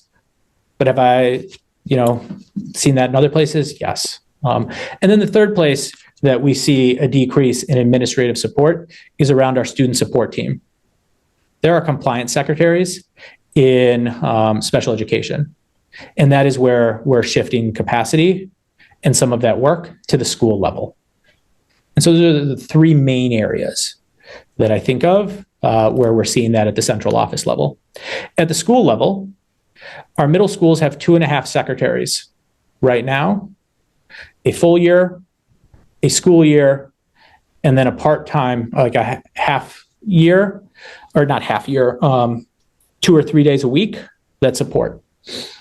And so we are, in our proposal, reducing that down to 2. And believe that schools may feel a little bit of it, but will still have capacity when they think about their schedule. At the high school level, we currently have all of our high schools. Sorry, I should restate that. Our 2 bigger high schools, Portland High School and Deering, have 4 full-year school guidance counselors, or 4 full-year school secretaries. And our proposal reduces that down to 3. And all of those 3 are present during the biggest times of the year, which is our school year. And then they have 2 individuals that are full year. So they have 3 total. And so it's a slight reduction. But will we feel it? Maybe a little. But I think that our school teams, when they think about how to support and what work do they take on, will be able to do that. The education technician questions, I don't yet know where we would recommend that they go. Part of that is a question around continuing to look at how many students we will have in each of our specialized programs. And so what I would recommend that we do is we add those positions and we staff them, being transparent with the candidate that it may adjust based on program size. And so if we had 4 additional students, as an example, in the Breathe program at Rowe next year, we may slide one of those special education ed techs over to that. And so I think when I continue to work with Dr. Warren and our director Applegate and everybody in this work, what's clear is like having some additional capacity will be really helpful at the beginning of the year. And so we're asking for that. Just trying to fly through these. I think I'm 1/3 of the way through. I apologize. I was not clearing my throat to move you along. I actually was just clearing my throat and didn't realize I was not muted. Presume. I didn't even realize you just cleared your throat. So no worries. I was more looking at like the sleepy eyes. Building tech coordinator. I don't know off the top of my head, and I don't have it in front of me, what their stipend is. There's been a lot of conversation around how these positions look very different at each school. And one of the things that we have done in this budget is continue to dig in around the question of stipends. And we have cases where there are folks who have stipends and very clear job descriptions for those stipends, and that they have some evaluation, even informally, relative to those stipends. And in other cases, we have folks that are receiving stipends for doing their exact same work. And so we did reduce our overall stipend budget because it was over $2 million. And so we did reduce it. I don't remember what it was for building tech coordinator. We're in the process of hiring for a new director of technology. And part of what that individual's work will be is to really think about what the model is. That is back office, that is IT support, like computer fixing, and what's the model that has some of it automated and others that have to be hands-on, and then what's the role at the school level. The ELO and student counselor, guidance counselor piece. So I just want to name the fact that we are sharing how we would try to tackle the ELO work, recognizing that we're still working through that, right? And in fact, sort of in the questions, like people are proposing different ideas, all of them that we should look at, right? And figuring out how do we continue this really essential work. And so part of the ELO and the Make It Happen position is about direct to student support. Part of it is about partnerships and maintaining partnerships. And so we're trying to think about that differently, right? And so is there work like internships. I forget, Dr. Warren said this to me the other day, but guidance counselors, you know, in the national standards have sort of like 3 hats that they wear. And one of them is about academic readiness, and one of them is about post-secondary. I think I have that right. And so part of it was thinking about how they could take on part of this work. We haven't wrestled that to the ground yet, but that's a piece of it. And part of it was about how admin already do work around thinking about partnerships, and how our director of secondary access and outcomes already does some work about partnerships, and how Dr. Valenzuela does stuff around partnerships, and like how do we like streamline this so we're not all doing separate work around partnerships. Dr. Opperman asked a question around counselor to student ratio. The National Association of School Guidance Counselors, or something similar to that, I forget their acronym, recommends that there be a 1 guidance counselor to every 250 students. That's their recommended ratio, with the caveat that that ratio changes depending on the need of students. So it's not a hard and fast, but that it's around 1 to 250. And in past budgets, when we've looked at past budget books, that's always been sort of a guidance that's been out there. Next year, in our estimate of how many students will be at Portland, it's a little over 900. And they have 5 guidance counselors in the budget proposed for next year. That gets to an approximate ratio of 1 to 180. It's similar at Deering. Casco Bay is proposed to have around 400 students next year. And I believe, if I have my numbers right off the top of my head, they have 2 counselors proposed. So a 1 to 200 ratio. So it is lower than the overall guidance, but there is nuance there. And so to the question of could that be, that is, could the ELO position slide in and be in replace of a guidance counselor? That is certainly one option that could be looked at. That would probably be in a model somewhat similar to how we think about 9th grade counselors, right? So we know the importance of 9th grade to success through high school. And so we have our 9th graders have a dedicated counselor. And then the other grades, it's split up a little bit differently. And so could we look at a model that has ELO as part of that, right? And dedicated to internships and external work? Yes. We hadn't gotten that far into our work as we're going through this. The question of make it happen and expanding to low income, we could certainly take that as a recommendation. One of the things we do want to think about is how do we expand the number of students that have access to it without losing the intentional equity focus around supporting multilingual, but could that expand to low income? Certainly possible. And also we want to consider how are we really looking at the data and the outcomes for those students? And so thinking about how are we tracking that over time to see the impact of ELO, to see the impact of Make It Happen, to see the impact of other interventions like JMG and other pieces that we have happening in our schools. I don't have off the top of my head and in front of me the numbers for how many of students are served by our special education transition coordinator, or how many are served by multilingual. To give you a sense of scale, when a student has an IEP, right? For any student who has an IEP, there needs to be a transition plan. That transition plan will vary significantly based on the individual needs of that student. And so for some students, that may be a very small piece, right? They have a specific learning disability and a specific support around that. But otherwise, they will transition to college or to a living wage job the same as a student without an IEP. Other students, especially some of our more medically fragile students, will have a much more extensive transition plan. And so we can get you the numbers, but I think it'll vary wildly from what's provided from one student to another.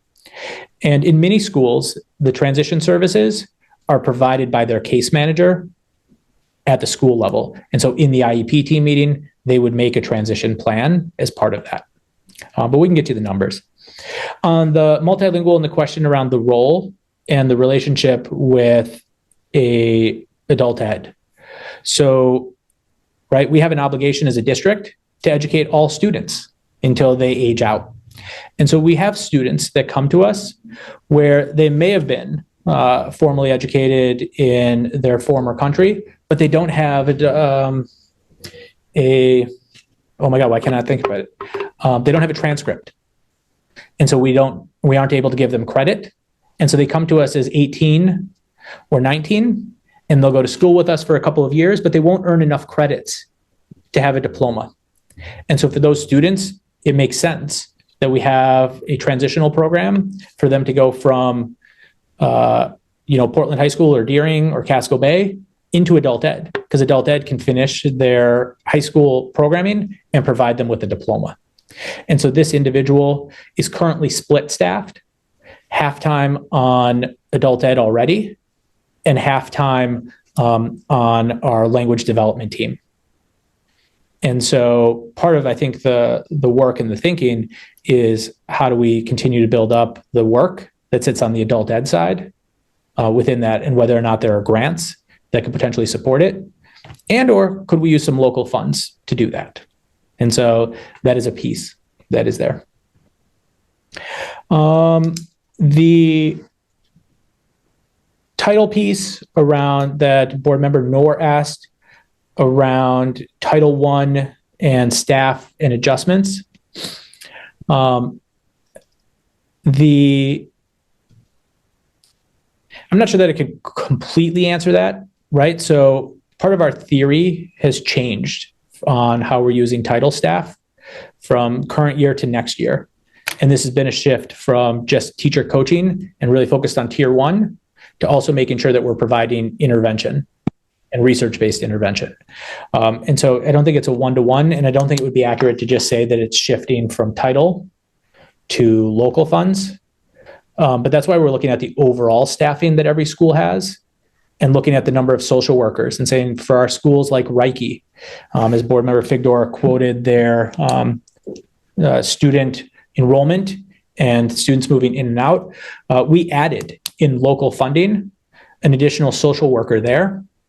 We already also provide a social worker almost 100% of the time from our McKinney-Vento multilingual team to provide support there. But we did add a social worker specifically to provide support around that. Crossing guards, I'm going to pass that to Dr. Warren in 1 minute. And I will just say on that before passing it to her is I think that's a piece that we'll have to negotiate. And so there's not a short or quick answer. That is a keep fingers crossed and hope. But we're following up on it in the same way that we're following up on HVAC and other areas where there still may be savings. And I'm watching board chair Lentz disappear into the dark, and so I'm trying to go even faster. The last piece is around the curriculum and coordination. And there, I just want to highlight, it came clear when I was meeting with our math coaches this week, is we have really smart experts in our school level as well.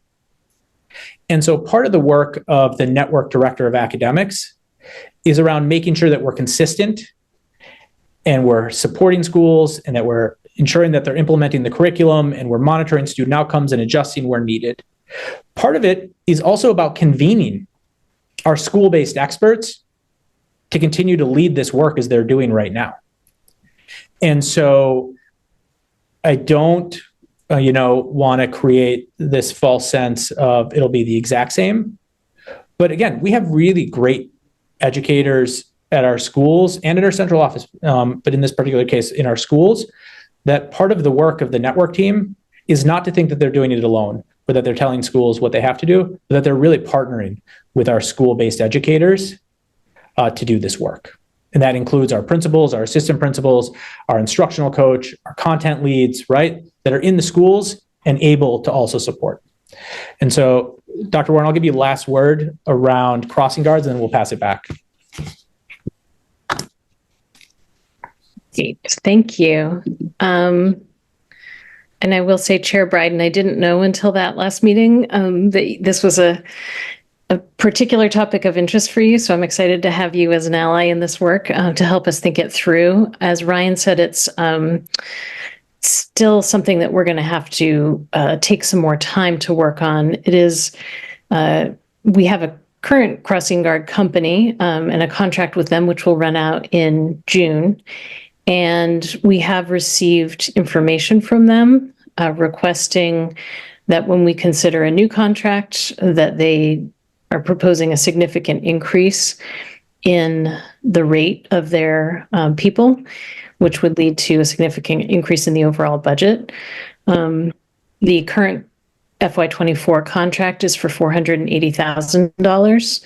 That covers 27 sites. And we are currently in our FY25 budget have put in 400,000. So this is, something that will require, I think, over the next few months, quite a bit more work and attention. There are, I could see potentially a number of different ways of tackling this. And one of the things that we have said, and Dr. Skellen and I have agreed on, is that we really need to look at it strategically, right? Rather than just, continuously renewing an agreement and sort of like our budget process, right? Like let's step back and look at what it is we truly need here, and then figure out what it is, how we structure that and what's the best way to pay for it. I think, there may be the need to do some more competition in the process. It may be that we can negotiate with our current partners. It may also be that over time we look at a different model entirely. So I would have honestly liked to have gotten this off the ground sooner. But now that we have our new transportation director on board, I'm starting to be able to pass off a lot more to him, and he will also be a partner in this thought process. And it's something that we really want to engage our community in and the board, so that we can think about what's most needed and how we can best serve our communities with an eye towards equity in how we think about, where that resource is most needed. So that's not a very satisfying answer because I appreciate it very much. And I also want to acknowledge that it's 8:37. I think everybody is probably nearing the end of their useful brain capacity for the day.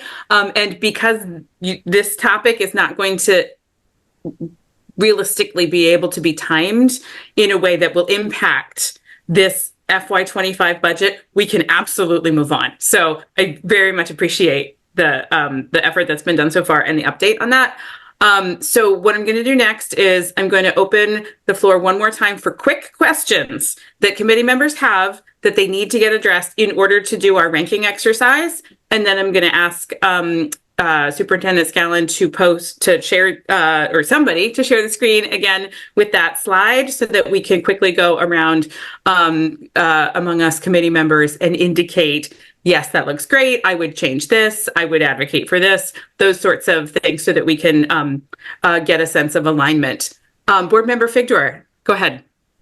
Thank you, Chair. Sure. I realized one other issue that we had talked about at our last meeting, our full school board meeting when we did our workshop, but was not addressed today, was the Chapter 104 program, and whether there was an opportunity to transition the model for that program. And specifically, I'm interested in if we could transition it to a screening program and supporting classroom teachers, and wondering if that support could be done by our math leads. And yes. So same question as our last meeting. Okay, and so I just want to understand, Board Member Figdor, is that something that, so the answer to that question, would that inform your ability to speak to the ranking slide and where you might see that? Not for tonight, but certainly for more plans for amendments and preparing for Monday's meeting. Okay. Appreciate that. I would, love a response, if not tonight, then in time that we can prepare for Monday's meeting. That makes sense. Superintendent Scallon, what information is available at this time on that topic? I mean, again, this is one that I didn't take as one that was going to be a specific impact to FY25 budget. I think it would be really premature to make a proposal on how we change Chapter 104 without doing further research on exactly what the state guidance is and state policy is on it, as well as engaging our community. I think I would really propose that we think about that. I will tell you that I believe it is correct to say that we have 5 staff currently providing Chapter 104 services across the district. And that is not something where students are getting it every day. And so it's already a pretty light touch model. But I don't know enough, and I don't feel confident enough that we could make, even by Monday, right, a guidance on exactly what that would look like. And so I would humbly ask that we defer that for further research, as that's a pretty significant change. Could you provide us before Monday the state requirements? So what the state what based on state law and regulations, the state requires us to have in place? Yeah, no, I mean, I don't know if there's a board policy that we should also be looking at. There isn't one. So yes, I will ask our lawyers to provide you with the legal requirements on Chapter 104. Thank you. Okay. Board Member Opperman, Board Member Noor, quick call for any last questions before we look at this. Okay, super. Could we please get on the screen, shared that cabinet rank slide? That'd be really great. And then I would ask for Board Member Opperman, Board Member Figdor, and Board Member Noor to quickly just speak to sort of gut check. Yes, this looks great. I would move these things around. I would add, that sort of quick review of where you are on this as of right now with all this new information that we've gleaned from the last 2.5 hours. Board Member Figdor, go ahead. Yeah, I would not. So first, I would prioritize the title staffing. I would add additional staffing so that we're not losing, we're not reducing our funding at our highest poverty schools. So as I said, just looking at the numbers, Reiki would need 3 additional staff not to lose general fund resources over last year. So I also would prioritize adding a middle school math lead. If you look at the data, they tell such a clear story. I understand we have one curriculum coach, I'm not sure if that's the name, overseeing all of the different content areas at each middle school. But if you look at the data, we've really fallen off our math implementation compared to the middle schools. I also would add and prioritize adding a second academic director to each network team, similar to what Ms. Bondo said. So having one academic director for STEM and one for humanities on each of the network teams, so we don't lose the huge investment we've made over the last 7 years in developing content visions and coherency and plans. I do not think that one person can do all of that work and do it well. And I think the one staff person on the network team now will be focused on literacy, which is great, but we need additional capacity. And then the other priorities I would have would be to add the experiential educator back, to add the half FTE, make it happen coordinator, and the tech integration staff person. I also support, and I think we have room in the budget to add the multilingual transition, special ed transition positions back, as well as the clinical coach. Thank you. That was great and succinct. I appreciate it. Board Member Opperman, are you prepared to go next? I am. I would not add everything back, but I would add the Title I staff, the ed techs. I think we need the Maine care to make sure it works, the tech integration, and the redistrict school operations so that we think strategically about what we're going to do next year. I would add the extended learning opportunity back, as I said, if there was another position that was cut in the high school. And I understand the importance of special ed transition coordinator and multilingual transition coordinators. Sounds like the plan to that works already. I mean, sounds like the multilingual transition coordinator might be the important one, and that special ed is an individual type situation. So I would not necessarily add that one back. So those are the ones I would add back. Did I make myself clear enough? Yes, I appreciate it. Thank you. Board Member Noor, are you ready to voice your thoughts on this slide? Yes, I think it's a great list so far. I would just move around a couple of things. Just the tech integration, make it happen, and ELO, I'd move them upwards.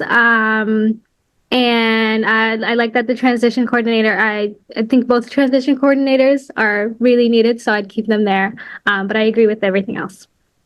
Super, thank you so much. And I will also share my thoughts. So if my back of the napkin-ish math is correct, it looks like, so we, the additional revenue slide was at 1.18 million, and this is at 1.3 million. So that is about $180,000 worth of gap in terms of not being able to add back everything on this slide. I generally agree with, the recommendations here from staff, which I really appreciate. To make up the 180,000, I would like to see us look at some of the positions being half-time. So for example, the experiential educator role, the redistricting role, possibly the Maine care role, particularly because that would be a new function and, sort of walk before we run approach. So that's where I am at this point, but just at a high level, I really appreciate the staff recommendations, and in general tend to agree. So I really appreciate it. Board Member Figdor, go ahead. I just want to say that I'm going to look to make some changes on the revenue side. So we haven't talked about that, but Chair, because you got into kind of what this all adds up to and what that compares to sure. Additional funds. There are two levers, yes. So I don't know if you wanted to get into that at all, but if you want to share your thoughts, that'd be great. Yeah. Yeah. What is it that you're thinking about? Yeah. Well, I'm interested in finding out the information about the legal requirements for Chapter 104.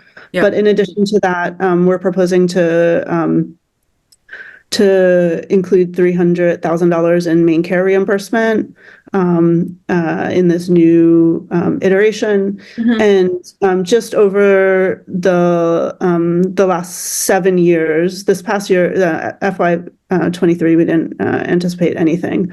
But before the years that the superintendent provided us data, so FY17 to FY22, we received an average of $366,000 and in reimbursement, and that was without a central person doing the work, and which is proposed now or it's not really proposed, but included in this slide. So without that dedicated staffer, and before the state simplified the reimbursement process. So I would like to conservatively increase that to at least $500,000. And then in addition, especially given the EL hardship funding that we just received, another $800,000, I would like to use more of our reserves. And so I guess one real process question I have is a lot has changed since superintendent proposed his budget. And I think we need a document that is encapsulating all of those changes in order for us to have clarity as we move forward this process. So that is, it's just it's a little tricky because there's a lot that's in flux right now. Yeah, and I think, yes, I appreciate that. And I think that, so part of that is just the nature of the process. And part of that also, I'm just mindful of the reminders that Dr. Scallon was giving us about the fact that it's a budget, it's not actual. But I do hear what you're saying, Board Member Frigdor. Board Member Opperman, go ahead. Thank you, Chair. When I added up what I had said I thought should be kept in this, I left several $100,000 out. That was unattached to any particular program. And as I would think ahead, that perhaps there might be, we don't need to spend quite as much, or we need to rethink what we want to spend things on and that aren't even presented. But my gut feeling is let's go under the $1,181,000 and use less of it and save a few $100,000. It might be a good thing to do this year.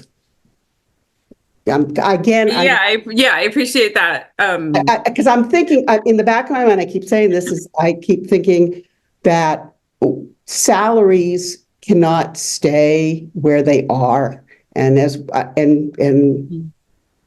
keeping things in terms of negotiations.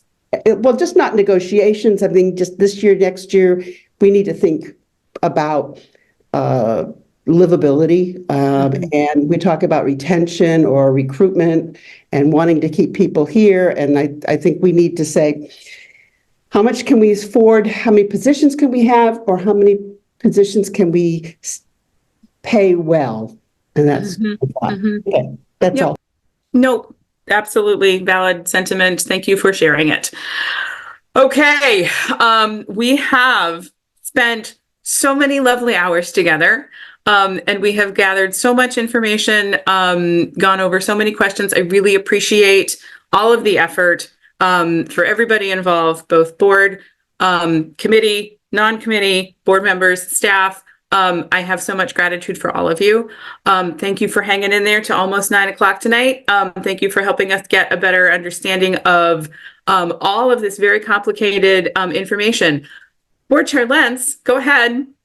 I just wanted to ask if you could just clarify to folks who maybe are doing this process for the first time or in the audience and are unclear about the process, what the meeting and amendment process will look like on Monday. Yeah, you read my mind.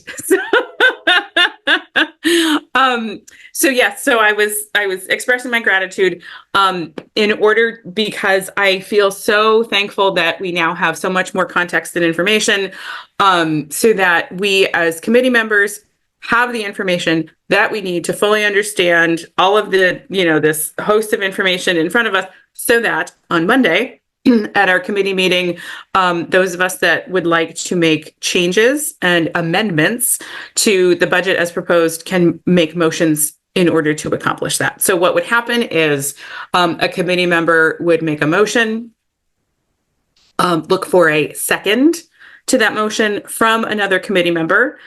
We would discuss the motion and the proposed change, the proposed amendment to the budget. We would discuss that, and then we would vote on the motion. And if it passes, then the budget then gets modified in a corresponding way. And that can happen more than once. We can have a number of motions and a number of amendments. And so that's what the Monday committee meeting will look like. And then by the end of that Monday meeting, we are going to vote on the budget as amended. There might not be any amendments, there might be amendments. So what we'll do is when we'll get to a point where somebody is prepared to make a motion to vote on the overall budget, and there's a second on that, then we will vote on the budget as it stands at that moment in time. And if a majority of committee members vote in favor of that, then that means that the budget then moves to the full board. So, Board Chair Lentz, is that what you were looking to get on the table? Super. Yes, and if anybody needs help thinking about amendments, I'm happy to make myself available. I'm sure Chair Biden would as well. Absolutely. Absolutely. All right. I think we're going to do it. I think we're going to end this meeting by 9:00 p.m. So again, appreciate all of your effort, engagement, and information. I would look at this point for a committee member to move to adjourn the meeting. Board Member Opperman, thank you. Could I get a second? Board Member Figdor and Board Member Noor. Wonderful. Okay. And so show of hands from committee members. Adjourn. Wonderful. Thank you and have a good rest of your evening, everybody.